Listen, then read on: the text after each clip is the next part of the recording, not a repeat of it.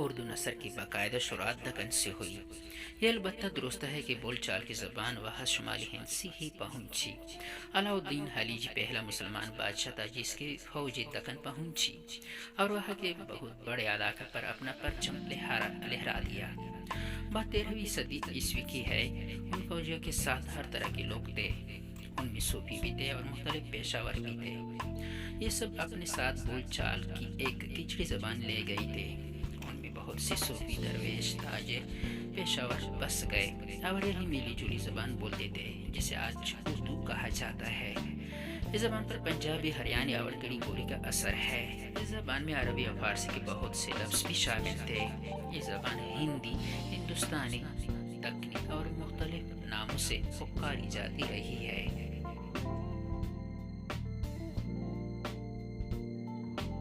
14ویں صدی عیسوی میں اسی طرح کا ایک اور واقعہ پیش آیا جب محمد تغلق نے تبگری کو دولت آباد نام دے کر اپنا دارالسلطنت بنا دیا۔ دہلی کے زیادہ تر باشندوں کو اس کے ساتھ جانا پڑا۔ کچھ عرصہ بعد دارالسلطنت پھر شمالی ہند میں منتقل ہو گیا تھا، لیکن صوفیہ کرام، فقراء اور دوسرے لوگوں کی بہت بڑی تعداد ایسی تھی جنہوں نے وہی بس جانے کا فیصلہ کیا تھا۔ اسی طرح شمالی ہند کی ملی جلی بولی کو، جسے آگے چل کر ہندی، ہندوستانی، دکنی کہا گیا، دوسری بار دکن میں قدم جمانے کا موقع ملا۔ 14ویں صدی عیسوی کے آخر میں دکن میں بہمنی سلطنت قائم ہو گئی تھی۔ بول چال کی اس زبان کو جو آج اردو کہلاتی ہے، بہمنی سلطنت کے زیر سایہ پلنے پھولنے کا خوب موقع ملا تھا۔ تاریخ فرشتہ سے پتہ چلتا ہے کہ وہاں سرکاری کاموں کے لیے یہی زبان استعمال ہوتی تھی۔ وہاں اسے مقبول بنانے میں صوفیہ کرام کا بڑا ہاتھ رہا ہے۔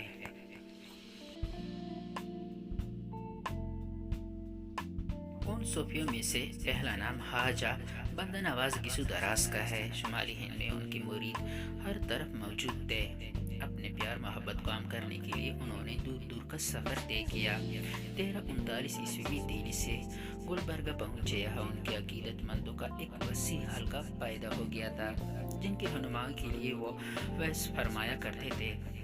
اس وعظ کی زبان بول چال کی عام زبان ہوتی تھی جو اس وقت ہندی یا دکنی کہلاتی تھی اور آج اردو کہی جاتی ہے۔ ان کے اقوال و نصائح نے تحریر کی شکل بھی اختیار کی۔ اس طرح متعدد کتابیں وجود میں آئی مگر زمانہ کے ہاتھوں برباد ہو گئی۔ ایک بہترین کتاب معراج العاشقین موجود ہے جو ان کے نام سے منسوب ہے۔ اسی طرح شکار نامہ اور تلاوت الوجود وغیرہ اور بھی کئی کتابیں ان سے منسوب ہے، مگر اہل نظر کا خیال ہے کہ یہ بات کو کسی زمانے میں لکھی گئی ہے اور غلط طور پر خواجہ بندہ نواز سے منسوب کر دی گئی ہے۔ کہا جاتا ہے کہ ان کے بیٹے اکبر حسینی نے بھی تصوف کے موضوع پر کئی کتابیں لکھی ہے، لیکن یہ بات بھی یقینی نہیں ہے۔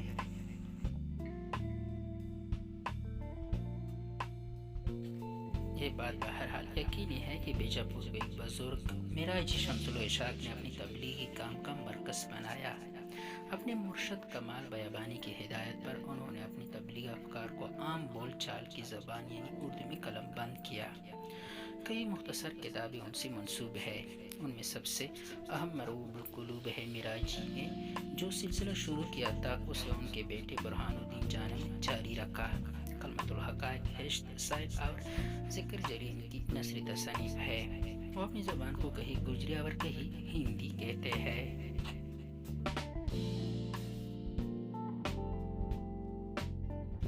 ان کے بیٹے خلیفہ امین الدین علی نے تبلیغ کو اپنی خاندانی انداز کو جاری رکھا۔ اس خاندان سے عقیدت رکھنے والوں نے ان سے بھرپور تعاون کیا۔ جنوبی ہند میں مختلف مقامات پر خانقاہیں قائم ہو گئی تھی۔ صوفیہ کرام کا پیام محبت دور دور تک پھیل گیا اور اس کے ساتھ ہی اردو کی ابتدائی شکل نے دکن میں خوب فروغ پایا۔ گنج محفی ان مشہور تصنیف امین الدین علی کے بعد ان کے شاگرد نے قابل قدر خدمات انجام دی ہے۔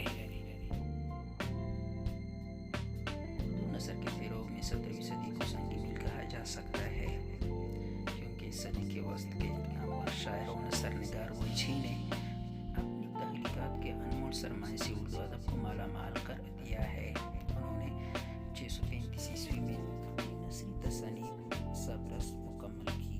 سچ تو یہ ہے کہ اسے تصنیف نہیں کہا جا سکتا کیونکہ ایک فارسی کتاب کو سامنے رکھ کر لکھی گئی ہے. یہ ایک تمثیل ہے، مطلب یہ کہ چند چیزوں کو جسم تا کر کے انہیں کسی کہانی کے روپ میں پیش کیا گیا ہے. اس تمثیلی کتاب میں جو کردار ادا کیے گئے ہیں، حسن اور عشق، عقل اور دل، قلب اور نظر وغیرہ کو مجسم مان کر ایک ایسی داستان پیش کی گئی ہے جو تاریخی ادب سے انتہائی اہمیت کے حامل ہے. جسے اخلاقی تعلیم ملتی ہے. سبرس کا اسلوب مکفا ہے، لیکن اس کے ساتھ ہی اس میں غیر معمولی سادگی اور دلکشی پائی جاتی ہے. وجہی نے درست ہی لکھا ہے کہ آج لگن کوئی اس جہاں میں، ہندوستان میں، ہندی زبان میں اس لطافت، اس چنداسو نظم اور نثر ملا کر یوں نہیں بولیا، اس نے بات یوں کوئی اب حیات بھی نہیں بولیا، جو غیب کا علم نہیں بولیا. غرض مواد اور اسلوب دونوں اعتبار سے مولا وجہی کی سبرس قدیم نثر کا شاہکار ہے.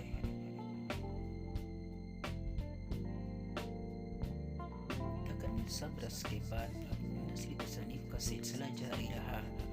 مذہب اور تصوف کے علاوہ دیگر موضوعات پر بھی چھوٹی چھوٹی کتابیں، یعنی بہترین کتابیں لکھی گئی ہے. ان میں بہترین نثری کتاب جو ہے طوطی نامہ ہے. یہ ترجمے براہ راست نہیں بلکہ فارسی سے کیے گئے، لیکن ان کتابوں کو کوئی خاص ادبی مرتبہ حاصل نہیں ہو رہا.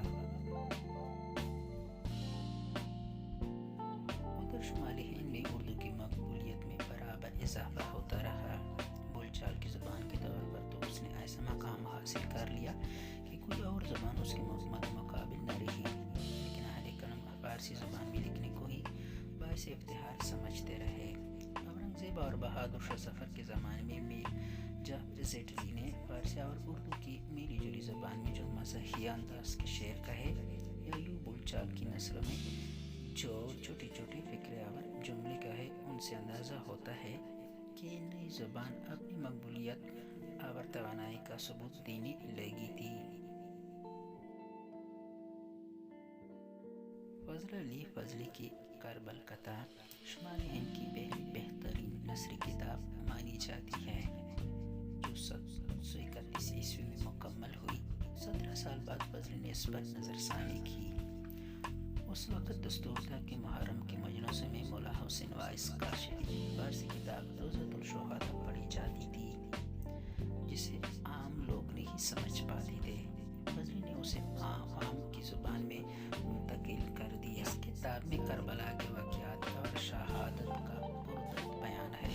مصنف کا مقصد کوئی اپنی شخص پیش کرنا نہیں ہے، اصل مدعا اصولی ثواب ہے. لیکن غیرانی طور پر انہوں نے ایک ایسی کتاب پیش کر دی جسے اردو نثر کے ارتقاء میں ایک سنگ میل کی حیثیت حاصل ہے.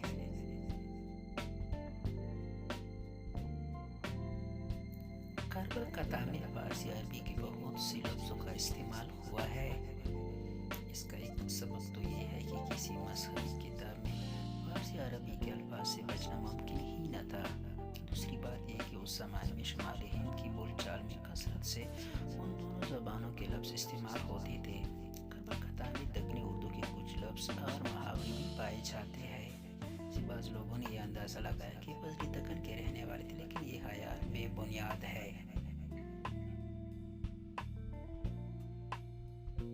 قدیم اردو نثر کا ایک اہم نمونہ سودا کا دیباچہ ہے، جو انہوں نے اپنے مجموعی میراثی پر لکھا ہے. اس پر فارسی نثر کا گہرا اثر نظر آتا ہے. زبان مکفا ہے، فارسی اور عربی الفاظ کی کثرت ہے. اس دیباچے نے بھی اردو نثر کے ارتقاء میں اہم کردار ادا کیا. سعود نے میر تقی میر کے مثنوی شعلہ عشق کو بھی اردو نثر میں منتقل کیا تھا، جو اب دستیاب نہیں ہے، اس لیے اس کے بارے میں کوئی رائے نہیں دی جا سکتی. قدیم اردو نثر کے ارتقاء میں کلام پاک کی 2 تراجم کا بھی ذکر ضروری ہے. شاہ ولی اللہ دہلی کے ایک لائق اختیارات بزرگ تھے. کلام پاک کے دونوں ترجمے شاہ رفیع الدین اور شاہ عبد القادر کے قلم سے 1784 اور 790 عیسوی میں وجود میں آئے۔ مقصد یہ تھا کہ عربی سے واقفیت نہ رکھنے والے قرآن شریف کے مطالب سے واقف ہو سکے۔ اس طرح ان تراجم کی وجہ سے بھی اردو نثر کو کافی تقویت ملی۔ اردو نثر کی ترقی میں صوبہ بہار نے بھی قابل ذکر خدمات انجام دی۔ زمانہ قدیم سے لے کر عہد حاضر تک اردو زبان اس خطہ تک یکساں سے برابر ہے۔ یہاں تسلسل کے ساتھ اردو شعر و ادب کی خدمات کی جاتی رہی ہے۔